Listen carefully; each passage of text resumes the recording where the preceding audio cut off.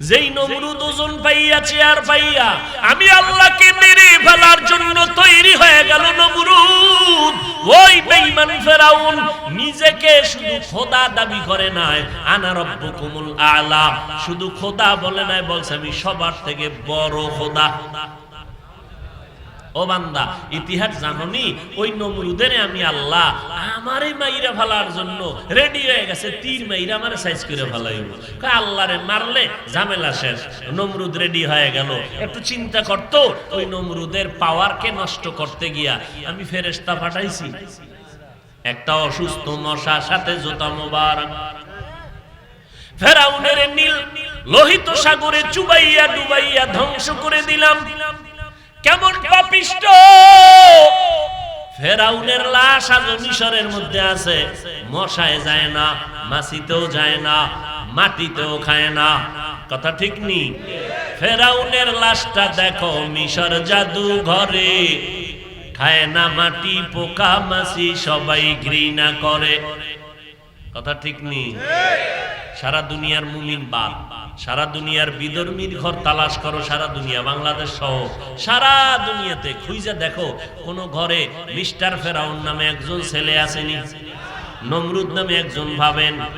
যদি বলা হয় ভাই তোমার ছেলেটার নাম তুমি নমরুদ রেখে দাও, ফেরাউন রাখো, মাসে মাসে 1 লাখ টাকা দিব, রাজি হবে কোন বেঈমান? আমগো সোনার বাঙালি না, বাঙালির চিনে। ডাক্তার কয় মিষ্টি খাওয়া হারাম, এই সবে বরাতে গেছে মসজিদে জিলাপি খেয়ে, হায় হায় হ্যাঁ গিয়ে প্যাকেট নিয়ে টানাটানি দুম কিলাকিলি, এমন কিলাকিলি জিলাপি 2 প্যাকেট নিতে গিয়ে শেষে একটাও হয় না, পাড়ার তলে ভইরা ভর্তা বানায়। এবার মসজিদ থেকে বেরোয় আর খোদার কসম আল্লাহ যেন এহেন আর না আনে। এর নাম বাঙালি। ওই বাঙালিরে যদি কয় 1 লাখ টাকা দিব ছেলের নাম ফেরাউন রাখবি নি, একটু ভাবার মতো টাইম দাও। ভাই বেটাই কয় টেলিফোনে কথা বলা হবে না, ডাইরেক্ট বলতে হবে আসো। মাসে মাসে 1 লাখ টাকা পাঠাইও, ছেলেটার নাম ফেরাউন নমরুদ রাইখে দিলাম, পরে তওবা করে নিব। কি অসম্ভবের কিছু? হ্যাঁ, আরে মসজিদের টাকা চুরি করে নেয়, এর দ্বারা কি না অসম্ভব হতে পারে। বাঙালি সায়েদাবাদ বাস টার্মিনালে কালেকশন করে, চান্দা উঠায়, মসজিদের টাকা দাও, মসজিদ করব, মসজিদ টাকা দাও। তো ডেইলি একজন আয় যায়, অফিস করে, টাকা দেয়, 10 টাকা 20 টাকা 100 টাকা। 10 বছর পরে কয় যে লোকটা খালি টাকাই উঠে, মসজিদ কই? একদিন কয় দিকে তুই যে এত টাকা উঠাও মসজিদ কই? খোদার কসম আমি মসজিদের জন্য উঠাইনি। তো এতদিন কামগে এলাকায় এক আব্দুল মজিদ আছে, মসজিদ, ওই মসজিদের জন্য টাকা উঠাই আর আমি খাই। আমি মসজিদের টাকা চাই, মসজিদের টাকা দাও, মসজিদ মসজিদ না, মসজিদ কইছি মসজিদ, মসজিদ না। বাঙালি বড় খারাপ। সব কি খারাপ? নোয়াখালীর মানুষ বালা। কি এই যে কয়দিন আগে এদিকে আইছিলাম না, নোয়াখালী কই জানি,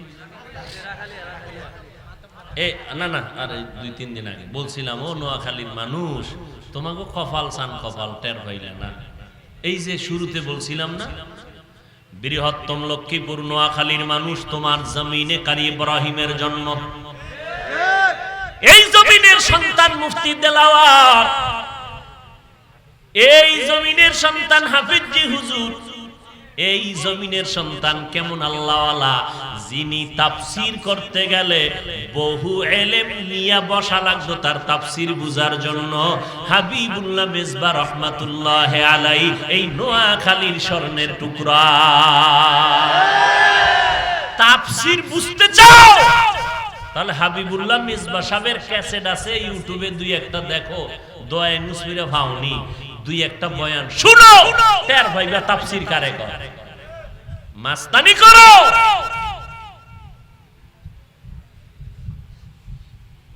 নোয়াখালীর সন্তান উজানির কারি ইব্রাহিম রহমাতুল্লাহ আলাইহি, এই রকম হাজারো উলামায়ে কেরামের নগরী বৃহত্তম নোয়াখালীর জমিন। এরে আল্লাহর গোলাম, কিন্তু চিনলে না রে বাবা উলামায়ে কেরামের মান কত, শান কত। আমার ওস্তাদ উজানি মাদ্রাসার মুহাদ্দিস ছিলেন লাকসামের রশিদ আহমদ রহমাতুল্লাহ আলাইহি। যত উলামায়ে কেরামের নামগুলো বললাম এরা সহ বৃহত্তর নোয়াখালী লক্ষ্মীপুরে যারা যেখানে শায়িত আছেন রব্বুল আলামিন তাদের মাকাম জান্নাতে অনেক অনেক অনেক উঁচু করে দেন। হাবিবুল্লাহ মিসবাহ রহমাতুল্লাহ আলাইহি তাহাজ্জুদের সেজদায় ইন্তেকাল হয়ে গেছে। আর আমনের মরণটা যদি বিড়ি টানতে টানতে হয় কেমন সান কবা। আল্লাহ হেদায়েত দান করেন। মিনহা খালাকনাকুম, একটা সবক দিলাম মানুষ তোরে মাটির দ্বারা বানাইয়া তোরে নিচে রাখি নাই, মর্যাদা বাড়ায় দিলাম। 2 নাম্বার সবক, মাটির মানুষ তুই নরম করে বানাইছি, নরম করিয়া গরম গরম ভাব দেখাইস না, খবরদার। নমরুদ গরম ভাব দেখাইয়া টিকতে পারে নাই, সাদ্দাত গরম ভাব দেখাইয়া টিকতে পারে নাই, কারুন গরম ভাব দেখাইয়া টিকতে পারে নাই। এই মাটির মানুষ তোরে নরম করে বানাইছি, দুর্বল করে বানাইছি, গরম ভাব দেখাবি না। গরম ভাব দেখাও কেন রে বান্দা? মাটির চরিত্র তো গরম না। তাকাইয়া দেখছো এক জমিনের দালালের গোষ্ঠী 13 বার জাল দলিল দিয়া বিক্রি করে, এরকম দালাল এই জমিনে আছে না নাই? আসেনি? একবার বেইছে আবার কাস্টমার নিয়ে কয় এই জমিন আমার, এটা নিয়ে যান। এরকম 1 লাখ 2 লাখ করে দালালি খাইছে। আল্লাহ যদি অর্ডার দিত জমিন তুই নরম রইলি একটু গরমা, এর মধ্যে তাকায় দেখতো পাও ভিতরে যায়। উম্মা কথা না কইতে না কইতে দেখছে আলু পর্যন্ত নাই, মাটি খাইয়া লাইছে। যদি এরকম করতো বাঁচার উপায় ছিল? আল্লাহ কয় কত জুলুম করলি মাটির উপরে, কিচ্ছু বলে নাই। মাটি নরম নরম ভাব দেখাইয়া তোর সাথে ভালো আচরণ করলো। এই জমিনের মধ্যে দাঁড়াইয়া কত মদের বোতল নিয়ে আড্ডা দিয়েছো। এই জমিনে মাটির উপরে দাঁড়াইয়া কত উলঙ্গ নারী নিয়ে নাচ গান করেছো। ঢাকার শহর থেকে মোমেন শাহী রোডের মধ্যে নাম বলবো না, জায়গার নাম একটা বিল্ডিং, 14 তলা বিল্ডিং। বহু আগের ঘটনা, বহু আগের পত্রিকায় আসছিল। তার মালিক যিনি, একদিন রাতের বেলা 11তম তলায় আগুন লেগে গেছে। কয় তলায়? 11তম তলা আগুন লেগেছে। মালিকও আগুনে পুইরা ভস্ম হয়ে গেল। 11তম তালায় আগুন লেগেছে, 11তম তালার মানুষ মারা গেল, মালিক মারা গেল।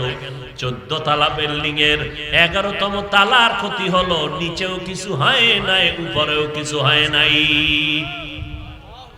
যে মালিকটা ছিল আমার মোটামুটি পরিচিত, পরিচিত কত মানুষই আছে। 11 তলায় আগুন লাগছে, 14 তলা বিল্ডিং এর উপরেও ক্ষতি হয় নাই, নিচেও হয় নাই। কুদরতটা কি? খবর নিয়ে দেখলাম গোপনে ওই 11তম তালায় রাত্র 1টার পরে উলঙ্গ নারীদের নিয়ে মদের আড্ডা নাচ গান চলতেছিল।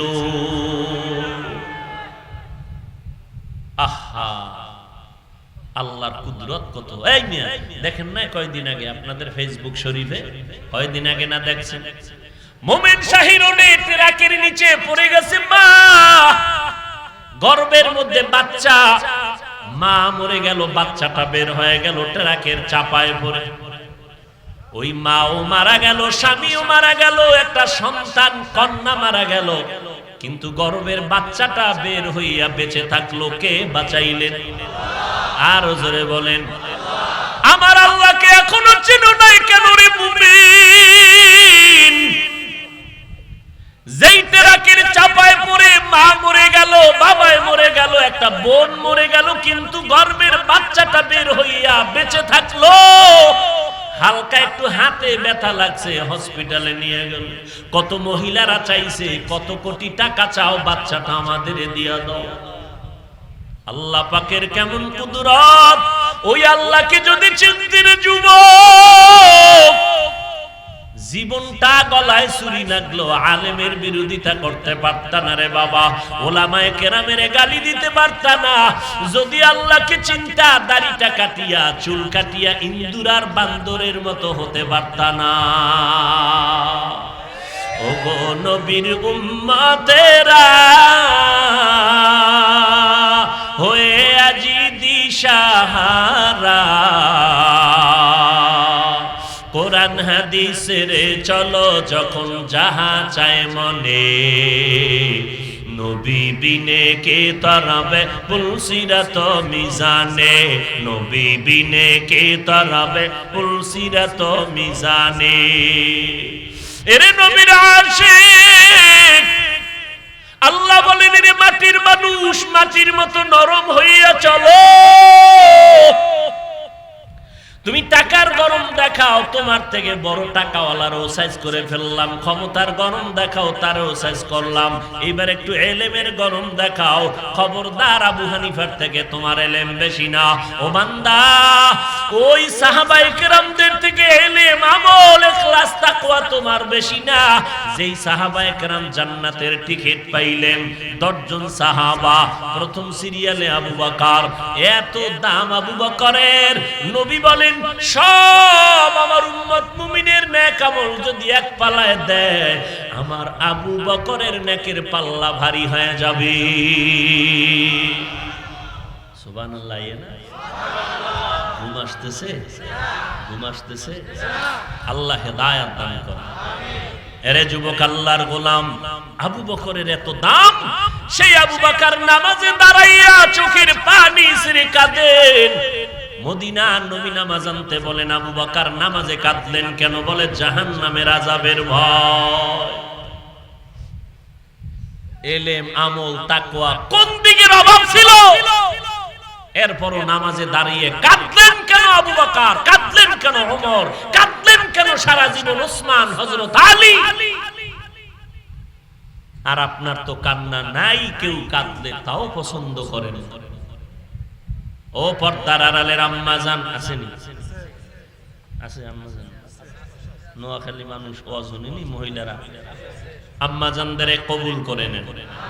এরে পর্দার আড়ালের আম্মা জান, আপনারা নবীদের মা, সাহাবায়ে কেরামের মা, আবু বকরের মা, ওমরের মা, ওসমানের মা, আলীর মা। ও পর্দার আড়ালের আম্মা জান, আপনাদের মর্যাদা অনেক অনেক বেশি আল্লাহ দিয়েছেন, পয়গম্বর দিয়েছেন। এরে আম্মা জান, আপনাদের মূল্য কত? দুনিয়ার কোন ধর্ম, কোন গঠনতন্ত্র দিতে পারে না, একমাত্র ইসলাম দিয়েছে। আম্মা জান, একজন নবীজির ঘরে গিয়া, সাহাবী নবীজির ঘরে গিয়া প্রশ্ন করলেন। মহিলারা গিয়া বললেন, পুরুষেরা জানাজায় গিয়া অনেক সওয়াব কামাই করে, আমরা কেমনে করি? পুরুষেরা ঈদের নামাজে গিয়া অনেক সওয়াব পায়, আমরা কেমনে করি? নবীর কাছে হাজির। নবী জবাব দিয়া দিলেন, মহিলাদের জানাজায় যাইয়া পুরুষেরা গিয়া যেই সওয়াব পায়, ঈদে গিয়া যেই সওয়াব পায়, পুরুষেরা জুমায় গিয়া যে সওয়াব পায়, আম্মা জানদেরকে আল্লাহ না গেলেও ঘরের মধ্যে সে সওয়াব দিয়া দিবে। এরপরও মহিলারা বাইরে নামানি লাগবে না? এটা নেশা হয়ে গেছে। মহিলারা ঘরের ভিতরে নিরাপত্তায় থাকতে পারে না, এর বাইরে নামাইলে উপায় কি? নামাজ নিজের দাও শেষ। কারণ আল্লাহ পাক নারীদেরকে পুরা দেহটাকে আল্লাহ আকর্ষিত করে বানিয়েছেন। এজন্য নবী বলেন, খবরদার নারী, তোমার পুরা বডি ঢেকে রাখা যেমন পর্দা, তোমার কণ্ঠের আওয়াজটাও তেমন কন্ট্রোলে রাখা, এটাও পর্দা। ইয়া নিসা আন-নবী লাস্তুন্না কাআহাদিম মিনান নিসা ইনিত্তাকাইতুন্না ফালা তাখদা'না বিল কওল ফায়াতমা'আল্লাযী ফী কলবিহি মারাদ ওয়া কুলনা কওলাম মা'রুফা। এরে পর্দার আড়ালের আম্মা জান, কিসের দুনিয়ার পাগল? এই মহামারী করোনায় কত মা চলে গেল, কত বোন চলে গেল। ও মা, আপনি নামাজ পড়তে পারেন না, সন্তানটারে কোরআনওয়ালা বানাইতে পারলেন না। ও বৃদ্ধ বাবাজি, ও যুবক, কয়দিন আর দুনিয়াতে বাঁচবেন? এই চোখে এই বয়সে কত যুবকের জানাজা পড়াইলাম, লেখাপড়ার জীবনে কত বন্ধুরে হারায় ফেলল, লেখাপড়ার খেলার মাঠে কত বন্ধু নাই। আমার মোহাব্বতের এক বন্ধু, অনেকদিন মোলাকাত নাই, যোগাযোগ নাই। একদিন তার এলাকায় ঠিকানা নিয়ে খুঁজতে গেলাম, কোথায় গেল? খুঁজতে গিয়া বাড়ির দরজায় দাঁড়াই না, আমার বন্ধুর বাড়ি এইটা, একই বয়সে আমরা অনেক আগে লেখাপড়া করেছি। কই আমার বন্ধুটা কই? খুঁজতে গিয়া দেখি বাড়ির থেকে লোক আইসা, দেখি চোখের পানিগুলো মুছে আর কয়, ভাইজান অনেক আগের কথা, কেন আসছেন? এই বাড়ির অমুক আসেনি কেন? আমি বললাম তিনি আমার কলিজার আপন, এক প্লেটে খানা খাইতাম, বড় মহব্বত।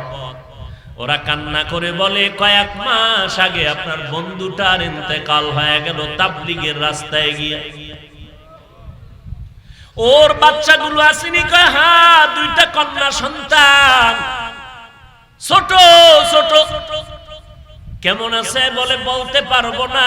ঈদের দিন যখন শুরু হয়ে গেল, ঈদের দিন আনন্দ বাচ্চারা করে।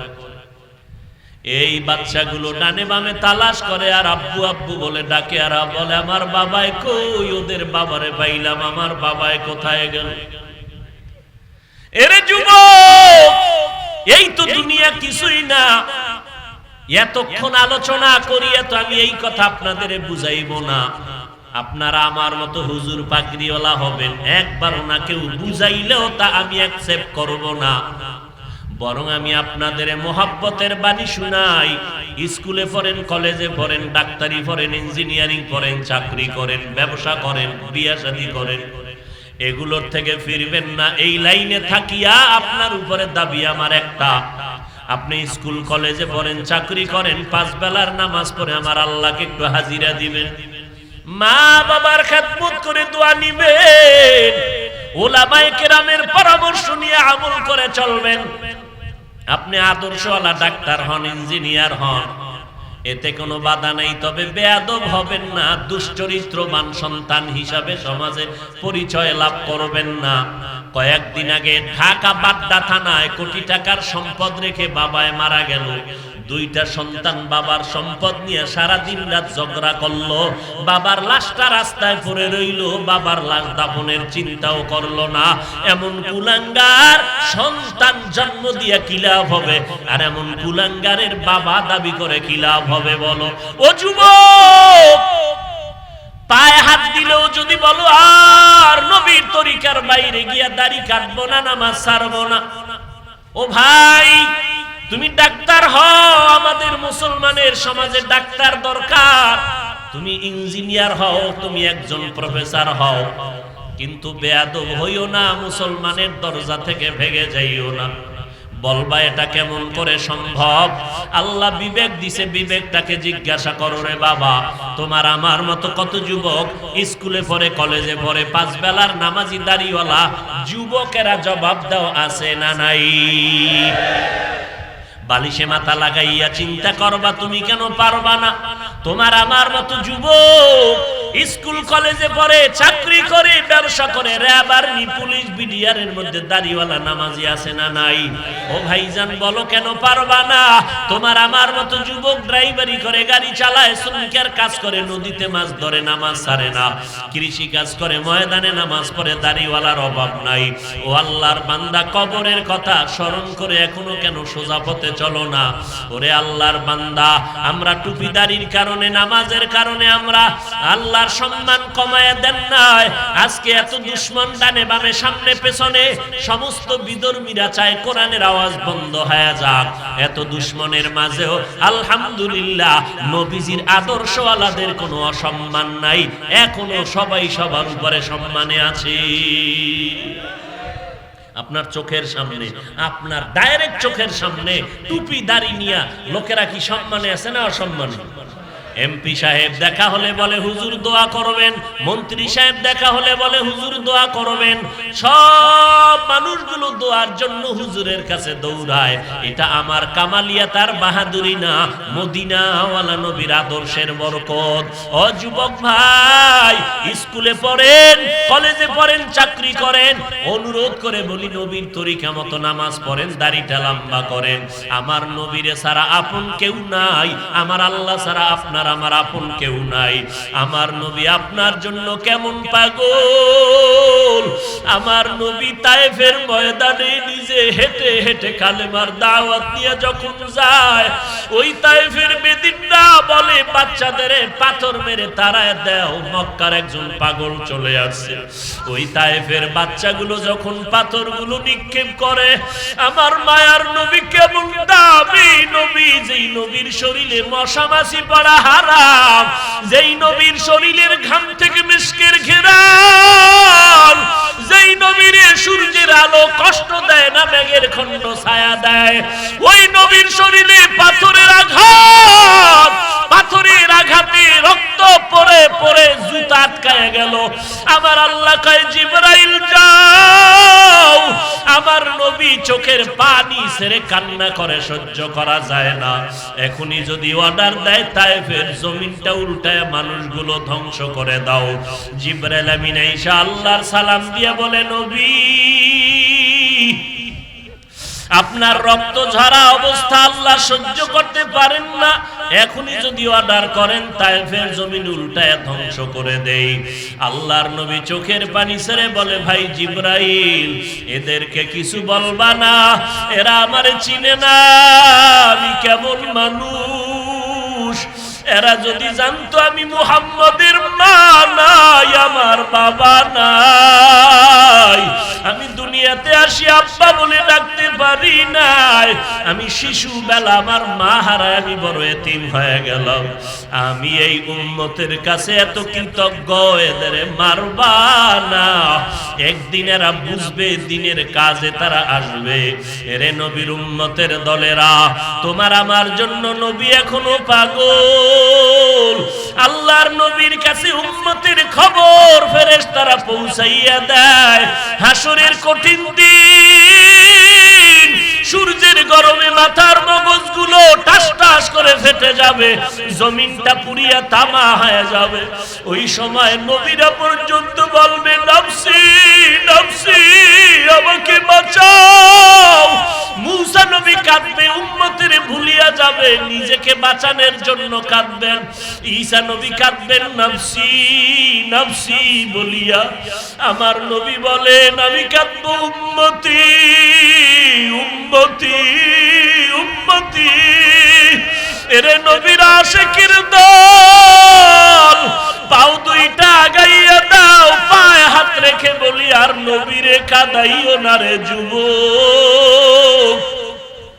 কয়দিন আর বাহাদুরি করবা, মরণটা কখন হবে জানা নাই রে বাবা। আজকে থেকে তওবা করে নাও। আজকে ডানে বামে কত কান্নার আওয়াজ, তোমার আমার চোখে কেন পানি নাই?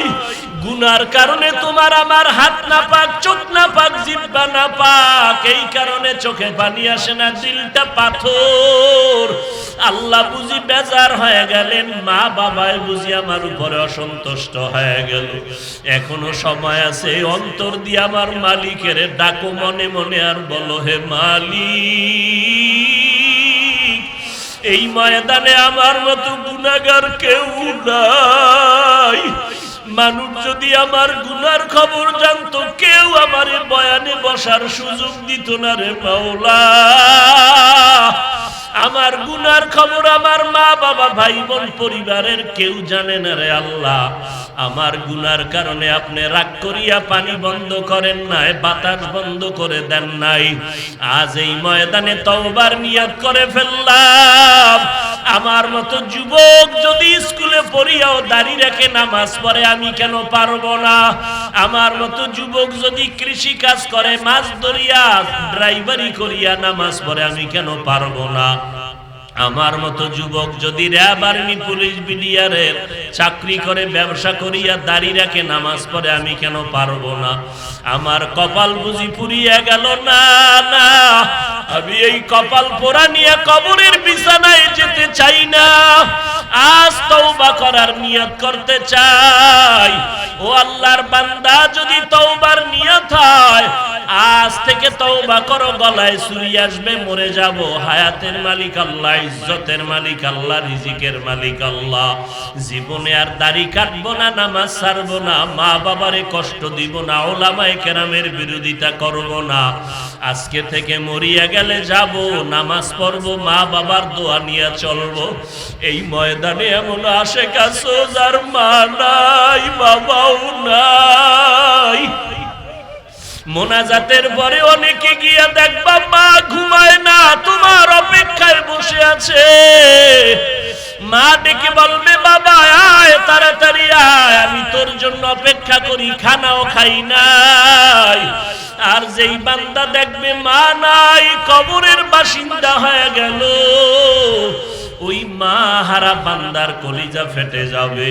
ও আল্লাহর বান্দারা, ওই মা বাবারে কষ্ট দিও না রে বাবা। ওই মা বাবার চোখের পানির কারণে আজকে চেয়ারে বসে বয়ান করতেছি। ওই মা বাবার কত দোয়া, চোখের পানির কারণে তুমি পরীক্ষায় ভালো নাম্বার পেয়েছো। ওই মা বাবার দোয়া, চোখের পানিতে তুমি টাকা পয়সা, বাড়ি গাড়ির মালিক হয়েছো। ওই মাকে যারা এখনো হারায় ফেলছো, চোখের পানি ছেড়ে দোয়া করো। আর যার মা বেঁচে আছে, ঘরে গিয়া বলি ও মা, তুমি মাথায় হাতটা দিয়ে দোয়া করিয়া দাও। আজকে মোনাজাত ধরলাম, আমার ডানে কান্না। নবী যদি হেদায়েতের দোয়া করতে পারে রে মুমিন, তুমি আমি তো লাইনেই নাই, সিরিয়ালেই নাই, তোমার আমার কি পরিমাণ হেদায়েতের দোয়া করা দরকার। ও আল্লাহ, বয়ানে বসলাম, কত মানুষ কান্না করে তওবা করে গুনাহ থেকে বাঁচলো। আমি টুপিওয়ালা আলেম দাবি করলাম, একজনে আলেম না, কোরআন পড়তে পারে না, নামাজের সূরা কেরাত জানে না, কিন্তু লোকটা মোনাজাতে এই পরিমাণ কান্না করলো, মনে হয় যেন কি হারাইয়া ফেলছে, তালাশ করে আল্লাহ, মনে হয় আমি কি যেন হারাইলাম, তুমি আমারে তাড়াতাড়ি হেদায়েতের দরজায় ফিরায় দাও।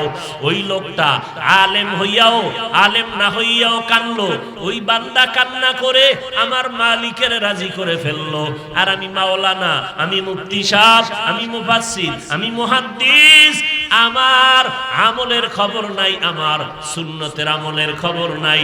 আমি পানি পান করি, বাম হাতে পান করি, আমার চোখে পানি নাই, আমার দিলটা নরম নাই, এক জায়গায় বসলেই শুধু গীবত শিকায়াত করে সময় কাটাই। ও বান্দা, এই জন্য নিজেকে মনে করবা ওই একজন আওয়ামুন নাস, সাধারণ মানুষের থেকে আমার দাম দুর্বল, কারণ ওই বান্দার চোখে পানি, আমার চোখে পানি নাই। অথচ আল্লাহ কোরআনে বলে বেশি করে কাঁদো, কম করে হাসরে গোলাম, ফালিয়াজহাকু কালিলা ওয়ালিয়াবকু কাসীরা। মদিনার নবী বলেন ইবকু ফাইল্লাম তাবকু ফাতাবাকু।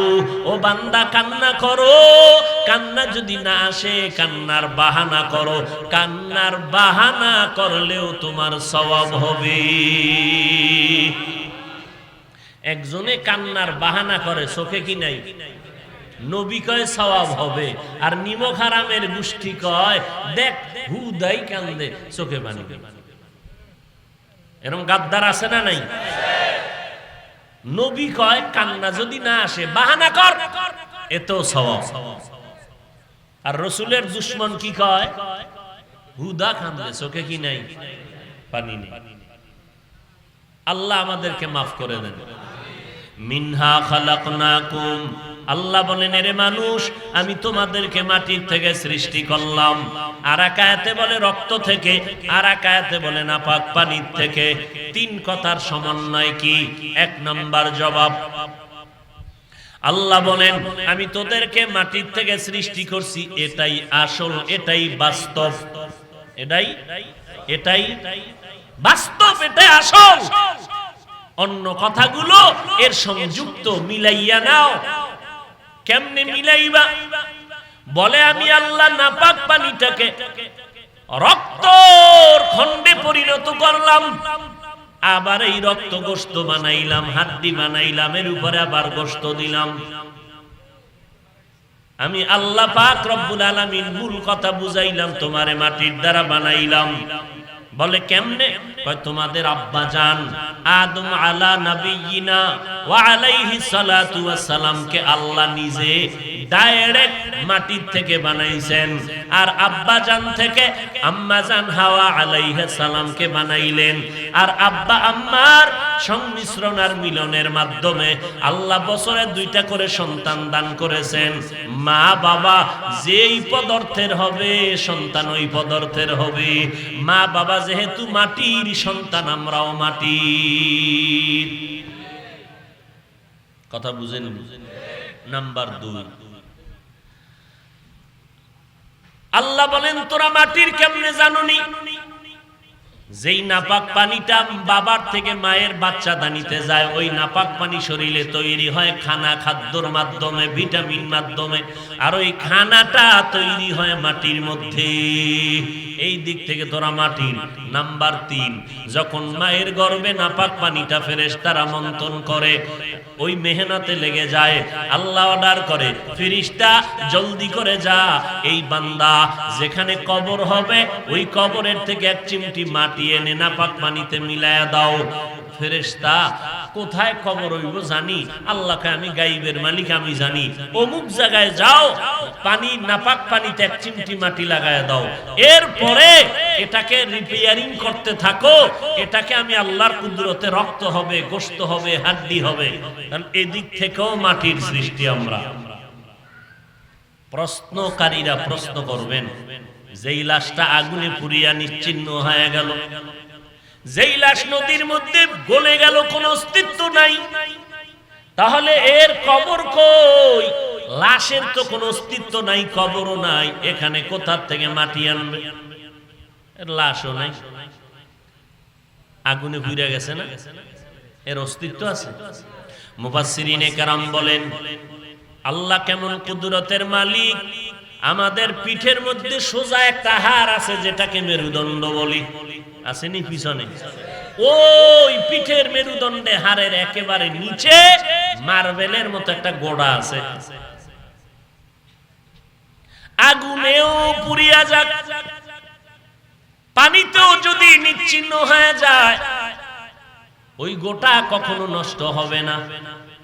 কোনো না কোনো এক সময় এই গোটা মাটির সাথে গিয়া মিশে যাবে, মাটির সাথে গিয়া লাগবে, আর ওই জায়গায় হবে তখন ওই কবর।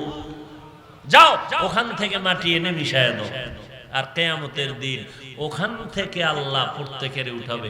ওই যে গোটা যেখানে মাটিতে লাগবে পড়ে থাকবে, ওখান থেকে কিয়ামতের দিন আমরা উঠব, এক একজনে আকৃতি নিয়া, সুন্দর দেহ নিয়া। এত যুক্তি দিয়া কি বুঝাইতে চাইলেন আমার আল্লাহ? যে ও মানুষ, তোমরা মাটির সৃষ্টি। এটা ফাইনাল সিদ্ধান্ত। কার সিদ্ধান্ত? স্থায়ী না অস্থায়ী? এখানে কলম ধরার কোনো সুযোগ নাই। গোটা জগতের মানুষ কিসের সৃষ্টি? এইবার কথা হলো, এই মাটির সৃষ্টি মানুষ, মাটি থাকে কই জানোনি? জানি। কই? পায়ের নিচে। সারাদিন শুধু পাড়াইতেই থাকি, পায়ের নিচের মাটি। তো মনটা ছোট হয়ে গেছে, তোরে পায়ের নিচের মাটি, এই মাটি উপরে মারলে নিচে যায়, তাহলে সম্মানটা নিচু হয়ে গেল না। আমি আল্লাহ পাক এই নিচের মাটি তোরে নিচে রাখি নাই, সম্মান আর মর্যাদা গোটা জগতের মধ্যে আমি আল্লাহ সবার উপরে দিয়া দিলাম। কেমন উপরে? আলাকাদ কাররামনা বানি আদম ওয়া হামালনাহুম ফিল বাররি ওয়াল বাহরি ওয়া রাযাকনাহুম মিনাত তাইয়্যিবাত ওয়া ফাদ্দালনাহুম আলা কাসীরিম মিম্মান খালাকনা তাফদীলা। আল্লাহ কয়, ও মানুষ, তোর সম্মান কত জানো? স্থলে পানিতে চলার মতো বাহনের ব্যবস্থা করলাম, এরপরে আমি উত্তম রিজিকের ব্যবস্থা করলাম, আবার গোটা মাখলুকতের মধ্যে তোমাকে শ্রেষ্ঠত্বের মর্যাদা দিয়া আবার পরস্পরে তোমাদের মধ্যে একে অন্যের তুলনায় মর্যাদাবান করে দিলাম। সারা দুনিয়ার মাখলুকতের মধ্যে মানব জাতি শ্রেষ্ঠ, মানুষের মধ্যে মুমিনেরা শ্রেষ্ঠ, সমস্ত মুমিনের মধ্যে আম্বিয়া কেরাম হলেন শ্রেষ্ঠ, আর সব আম্বিয়ায়ে কেরাম তথা মাখলুকতের মধ্যে আপনার আমার নবী রাহমাতুল লিল আলামিন শ্রেষ্ঠ। মাটির সৃষ্টি শ্রেষ্ঠ, কোনো সন্দেহ। আল্লাহ বলেন আমার কাছে নূরের সৃষ্টি শ্রেষ্ঠ না, আমার দরবারে আগুনের সৃষ্টি শ্রেষ্ঠ না, মানুষ মাটির সৃষ্টি আমার কাছে শ্রেষ্ঠ, কোনো যুক্তি চলবে না। আদমের বানাইয়া এবার ফেরেশতাদের বললাম আদম শ্রেষ্ঠ কিনা, অনেক আলোচনার পরে ফেরেশতারা বললেন হ্যাঁ। কয়টা হ্যাঁ বললে হবে না, সেজদা দিয়া সম্মান করিয়া দেখাও। উসজুদু লি আদম, আদমরে তাড়াতাড়ি সেজদা করো। ফাসাজাদু ইল্লা ইবলিস, সবাই সেজদা করলো, কে করে নাই? আল্লাহ কয় ইবলিস তুই আমার এত আদরের, এমন একটা জায়গা নাই আসমানে যেখানে সিজদা করো নাই, জমিনে এমন একটা জায়গা নাই যেখানে সিজদা করো নাই। এমন আদরের বান্দা, এমন আদরের গোলামি তুই আমার করলি। আমি আল্লাহ তোরে খুশি হইয়া বুজুর্গ নামের টাইটেল দিলাম, তোর ইবাদতে আমি আল্লাহ খুশি হইয়া তোকে আরেফ নামের টাইটেল দিলাম, তোকে আমি খাজেন নামের টাইটেল দিলাম, তোরে আমি আল্লাহ মুত্তাকির টাইটেল দিয়া দিলাম। কেন সেজদাটা করলি না? ইবলিস কয় রে মালিক আমার যুক্তিতে মিলে না। তোর যুক্তি? কহা আমার যুক্তি কি? খালাকতানি মিন নার ওয়া খালাকতাহু মিন তিন। রব্বুল আলামিন আমারে বানাইছো আগুন দ্বারা, আদমেরে বানাইছো মাটির দ্বারা। আগুনের গতি উপরে, মাটির গতি নিচে। মাটির গতি কখনো উপরে যায় না, আগুনের গতি উপরে। যুক্তি কয় ইবলিসের সেজদা করবে, আমারে করবে আদম, তুমি উল্টা কেন কও আমি আদমের করব? এটা যুক্তিতে মেলে না। আল্লাহ কয় ফাখরুজ, বের হয়ে যা রে বেঈমান, জীবনভর যত ইবাদত করলি, ফেরেশতাদের সর্দার হইলি, শিক্ষক হয়ে পড়াইলি, এত পরিমাণ ইবাদত করলি, আমি আল্লাহর একটা আদেশের সামনে যুক্তি কেন দিলে রে শয়তান? মালিকের গোলামের কাজ হলো মালিকের আদেশ মানিয়া নেওয়া, বুঝে আসুক আর না আসুক মালিকের কথা মতো বান্দা চলবে, মালিকের হুকুম মতো চলবে। বুঝে আসলেও মানতে হবে, বুঝে না আসলেও মানতে হবে। কেন তুই যুক্তি পেশ করলি? আমি আল্লাহ সহ্য করতে পারলাম না, তোরে আজকে শুধু জাহান্নামী দিলাম না, আমি চিরস্থায়ী তোরে জাহান্নামী বানায় দিলাম। কেন? আল্লাহর সামনে যুক্তি দিলি কেন?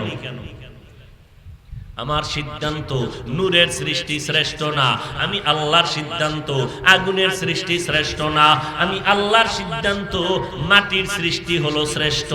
যুক্তি যারা দিবা শয়তানের বন্ধু। আল্লাহর সিদ্ধান্তের উপরে কোনো যুক্তি চলবে? যাও, যুক্তি দিলা কেন? বের হয়ে যাও। তাহলে মানুষ মাটির থেকে বানাইয়া আমাদেরকে প্রথম সবক দিলেন, তোমরা মাটির সৃষ্টি ঠিকই, কিন্তু সম্মানটা পায়ের নিচে না, সম্মান সবার উপরে।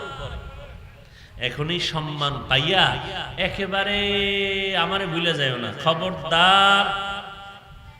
আমি আল্লাহ তোমারে বড় আদর করে বানাইছি, তোমার এই সম্মানের কারণে তুমি বেপরোয়া হয়ে যেও না। কারণ তুমি বাহাদুরি করিও না, অহংকারী করবা না। আমি আল্লাহ তোমার শ্রেষ্ঠত্ব মর্যাদা দিয়া, আমি আল্লাহ পাক তোমার মর্যাদা দিয়া আমি জান্নাত পর্যন্ত পৌঁছাইতে চাই। মর্যাদা পাইয়া বাহাদুরি করবি না। আর বাহাদুরি কেন করবি রে গোলাম? টাকার গরমে। ও বান্দা, নোয়াখালী লক্ষ্মীপুর তোর কাছে যেই পরিমাণ টাকা আছে, চাঁদপুর জেলাওয়ালার কাছে, ঢাকাওয়ালার কাছে ওই টাকার সমান তোমার টাকা নাই। আবার ঢাকার রাজধানীতে টাকাওয়ালা, টাকার গরম ভাব দেখাইও না। ইন্ডিয়া ওয়ালার কাছে যেই টাকা, ওই পরিমাণ টাকা তোমার হাতে নাই। ইন্ডিয়া ওয়ালার থেকে টাকা আমেরিকা ওয়ালার বেশি। আল্লাহ কয় সারা দুনিয়ার মানুষের তুলনায় আমি আল্লাহ হলাম ধনী, সবাই হলো ফকির। অতএব টাকার বাহাদুরি করা যাবে, কারণ এটার কোনো ভ্যালু নাই। দুই নম্বরে ক্ষমতার শেয়ার। আরে তুই কয় কেজি ওজনের শেয়ার পাইছো? নমরুদের চেয়ে বড়টা। যেই নমরুদ ওজন পাইয়া, চেয়ার পাইয়া আমি আল্লাহকে মেরে ফেলার জন্য তৈরি হয়ে গেল নমরুদ, ওই বেঈমান বেঈমান ফেরাউন নিজেকে শুধু খোদা দাবি করে নাই, আনা রাব্বুকুমুল আ'লা, শুধু খোদা বলে নাই, বলছে আমি সবার থেকে বড় খোদা। ও বান্দা, ইতিহাস জানোনি? ওই নমরুদের আমি আল্লাহ আমারে মাইরা ফেলার জন্য রেডি হয়ে গেছে, তীর মাইরা আমারে সাইজ করে ফেলাইব। আল্লাহরে মারলে ঝামেলা শেষ। নমরুদ রেডি হয়ে গেল। একটু চিন্তা করতো, ওই নমরুদের পাওয়ারকে নষ্ট করতে গিয়া আমি ফেরেশতা পাঠাইছি, একটা অসুস্থ মশা সাথে জোতা মোবারক, ফেরাউনের নীল লোহিত সাগরে চুবাইয়া ডুবাইয়া ধ্বংস করে দিলাম। কেমন পাপিষ্ট! ফেরাউনের লাশ আজ মিশরের মধ্যে আছে, মশায় যায় না, মাছিতেও যায় না, মাটিতেও খায় না।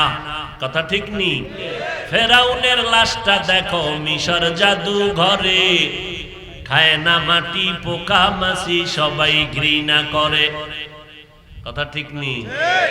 সারা দুনিয়ার মুমিন বাদ, সারা দুনিয়ার বিধর্মীর ঘর তালাশ করো, সারা দুনিয়া, বাংলাদেশ সহ সারা দুনিয়াতে খুঁজে দেখো, কোন ঘরে মিস্টার ফেরাউন নামে একজন ছেলে আসেনি, নমরুদ নামে একজন ভাবেন।